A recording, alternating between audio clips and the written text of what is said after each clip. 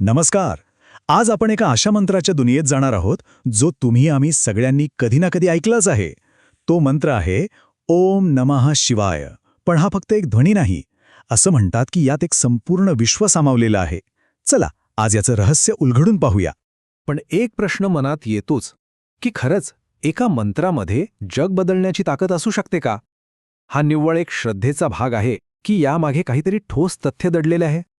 चला ह्या प्रवासात आपण याच प्रश्नाचं उत्तर शोधूया. चला तर मग सगळ्यात आधी हे समजून घेऊया की या मंत्राचा नेमका अर्थ तरी काय आहे. कारण वरवर दिसणाऱ्या शब्दांच्या पलीकडे एक खूप खोल, एक तात्विक अर्थ यामध्ये लपलेला आहे. अनेकांनी ऐकलं असेल, याला पंचाक्षरी मंत्र म्हणतात. म्हणजे काय तर 5 अक्षरांचा मंत्र. यातला ओम हा तर विश्वाचा मूळ ध्वनी मानला जातो. एक असा आवाज जो शांतता आणि प्रेमाचं प्रतीक आहे. आणि नमः शिवाय याचा सरळ अर्थ आहे मी शिवापुढे नतमस्तक होतो. म्हणजे त्या सर्वोच्च चेतनेला स्वतःला समर्पित करतो. आता येऊया त्या भागाकडे जो सगळ्यांनाच इंटरेस्टिंग वाटतो, म्हणजे याचे फायदे. पारंपरिक ग्रंथांमध्ये आणि ज्योतिषशास्त्रामध्ये या मंत्राच्या जपाने होणाऱ्या अद्भुत परिणामांचं वर्णन केलेलं आहे. असं मानलं जातं की या मंत्राच्या नियमित जपाने स्ट्रेस कमी होतो, मन अगदी शांत होतं. इतकंच नाही तर आपल्या आजूबाजूची नकारात्मक ऊर्जा दूर होते आणि सकारात्मकता येते. इंद्रियांवर ताबा मिळवता येतो. काही ठिकाणी तर असंही म्हटलंय की आर्थिक संकटं दूर होतात, ग्रहांचे वाईट प्रभाव कमी होतात आणि अकाली मृत्यूची भीतीही निघून जाते. आणि हो, यातली एक सगळ्यात महत्त्वाची गोष्ट म्हणजे संरक्षणाची. एका ठिकाणी तर असं स्पष्ट म्हटलंय की हा मंत्र आपल्या जीवनात ढालीसारखे काम करतो. म्हणजे तो प्रत्येक संकटात आपलं रक्षण करतो. बरं, हा जप किती वेळा करायचा यावरही एक इंटरेस्टिंग लॉजिक आहे. उत्तर आहे 108 वेळा. ज्योतिषशास्त्रानुसार आपल्या सौरमालेत 9 ग्रह आहेत आणि ते 12 नक्षत्रांमधून प्रवास करतात. यांचा गुणाकार केला तर 108 संयोग तयार होतात. त्यामुळे 108 वेळा जप केल्याने या सगळ्या संयोगांचे जे काही अशुभ प्रभाव असतील ते दूर होतात असं मानलं जातं. आता आपण या मंत्राच्या अजून खोलात जाऊया. कारण हा फक्त एक ध्वनी नाहीये, यात अख्खा ब्रह्मांड दडलंय असं म्हणतात. या मंत्रातलं प्रत्येक अक्षर एका मूलभूत तत्वाचं म्हणजे पंचमहाभूतांचं प्रतिनिधित्व करतं. तर न हे अक्षर म्हणजे पृथ्वी तत्व, जे आपल्या अस्तित्वाचा पाया आहे, आपलं मूळ आहे. मग येतं म, जे आहे जलतत्व, पाणी, जे आपल्या जीवनाचा आणि अस्तित्वाचा एक अविभाज्य भाग आहे. त्यानंतर शी हे अक्षर जोडलेलं आहे अग्नितत्वाशी, जी ऊर्जा आहे, परिवर्तन आहे. मग आहे वा, हे अक्षर वायुतत्वाचं प्रतीक आहे, आपली प्राणशक्ती. आणि शेवटी य हे अक्षर म्हणजे आकाशतत्व, जे सर्वव्यापी आहे, सगळीकडे पसरलेलं आहे.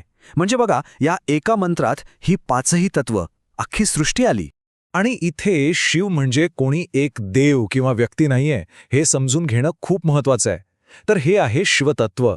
म्हणजे काय तर ती वैश्विक चेतना, ती कॉस्मिक एनर्जी, जी ब्रह्मांडातील 99.99% रिकाम्या जागेत भरलेली आहे. आजचं विज्ञानसुद्धा हेच तर सांगतंय की विश्वाचा बहुतेक भाग हा डार्क मॅटर आणि डार्क एनर्जी आहे. हीच ती शून्यता जिथून सगळं काही निर्माण होतं. आतापर्यंत आपण जे काही बोललो ते सगळं होतं श्रद्धा आणि परंपरेबद्दल. पण या सगळ्या गोष्टींना विज्ञानाचा काही आधार आहे का? चला आता याच्या दुसऱ्या बाजूकडे वळूया. हाच तो सगळ्यात महत्त्वाचा प्रश्न आहे, नाही का, की या सगळ्या दाव्यांना काही सायंटिफिक बॅकिंग आहे का? मंत्राचा जप केल्याने खरंच आपल्यावर काही मोजता येण्याजोगा काही ठोस परिणाम होतो का? याचं उत्तर आपल्याला एका स्टडीमध्ये सापडतं. 2015 साली International Journal of Yoga and Allied सायन्सेसमध्ये एक अभ्यास प्रसिद्ध झाला. यात काय केलं तर 19 ते 26 वयोगटातले 40 पुरुष विद्यार्थी घेतले आणि त्यांना 30 दिवस रोज 25 मिनिटं हा मंत्र जपायला सांगितला. आणि त्याचे जे रिझल्ट्स आले ना, ते खरंच थक्क करणारे होते. जप सुरू करण्यापूर्वी या विद्यार्थ्यांचा सरासरी ॲडजस्टमेंट लेव्हल स्कोर होता 40.1, पण फक्त 30 दिवसांच्या सरावानंतर तो अर्ध्याहून कमी होऊन थेट 20.2 वर आला. याचा सरळ अर्थ असा की त्यांचा ताणतणाव आणि मानसिक समस्यांमध्ये खूप मोठी घट झाली होती.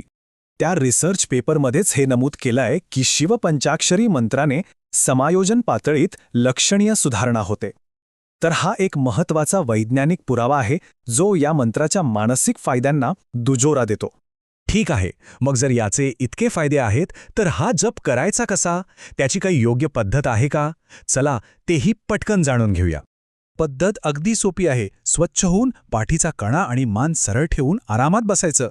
सूर्योदय किंवा सूर्यास्ताची वेळ यासाठी सर्वोत्तम मानली जाते. हा जप मोठ्यानेही करू शकता किंवा शांतपणे मनातल्या मनातही करू शकता. आणि हो, सर्वोत्तम परिणामांसाठी 108 वेळा जप करण्याची शिफारस केली जाते. तर आपण या संपूर्ण प्रवासात काय पाहिलं? एका बाजूला आहे हजारो वर्षांची प्राचीन श्रद्धा, जी या मंत्राला आध्यात्मिक उन्नती आणि संरक्षणाचं एक पवित्र साधन मानते. आणि दुसऱ्या बाजूला आहे आधुनिक विज्ञान, जे हे सिद्ध करतंय की हा सराव मानसिक ताण कमी करून आपलं आरोग्य सुधारतो.